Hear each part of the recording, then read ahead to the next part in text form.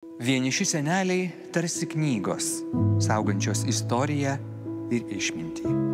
Jų gyvenimai galėtų būti tarsi pamokos, jeigu tik gebėtume tas pamokas priimti.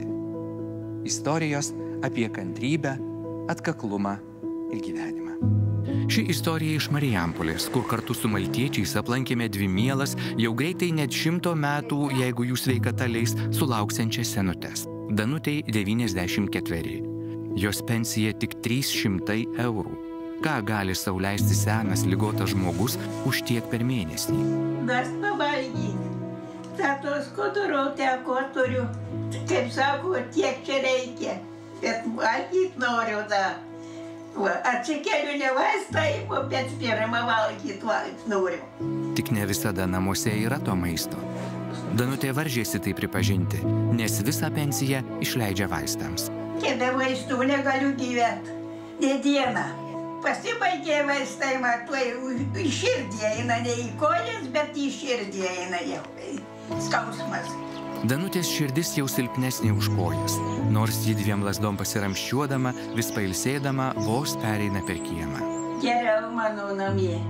Kol atsikeliu iš lovos, kol pereinu per kambarį, noriu savo namuose gyventi. Ačiū visiems, kas man padeda, visiems ačiū, didelė ačiū. Senolė supranta, kad viskas, ką maltiečiai jai ir kitiems atneša, yra iš aukų. Iš to, ką dabar, žiūrėdami šį pasakojimą, jūs siunčiate skambindami ar rašydami žinutes tais numeriais, kuriuos matote ekrano apačioje. Danutė, viskas gerai, viskas gerai. Jaudina labai. Nereikia jaudinti. Kad manim rūpinasi kažkas. Gerai, viskas ir rūpinsimės dar. Ačiū labai visiems. Šiuo metu visoje Lietuvoje maltiečiai lanko ir rūpinasi 2320 vienišų, mažiausias pensijas gaunančių senelių. Veža jiems šiltą maistą, kai reikia juos pačius nuveža pas gydytojus. Labą dieną, Genutė. Kokia jūs šiandien graži? Jo, labai. Genutei tuoj bus 93. Ne metai, o protas svarbu. O jeigu jo proto nėra, tai jau tada blogai. Anksčiau draugės rinkdavosi pas Danutę, pasikalbėti, išgerti arbatos, bet jų jau nebeliko. Su keliomis, kurios jau nepajėgia išeiti iš namų, dar kartais pasikalba telefonu. Ir už geradarius net meldžiuosi kasdien.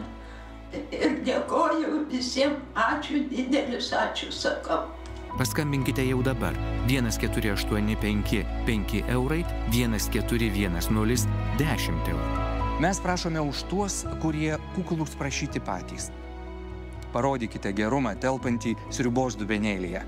Jei galite paaukoti didesnę sumą arba remti reguliariai, informaciją rasite interneto puslapyje maltiečiusriuba.lt.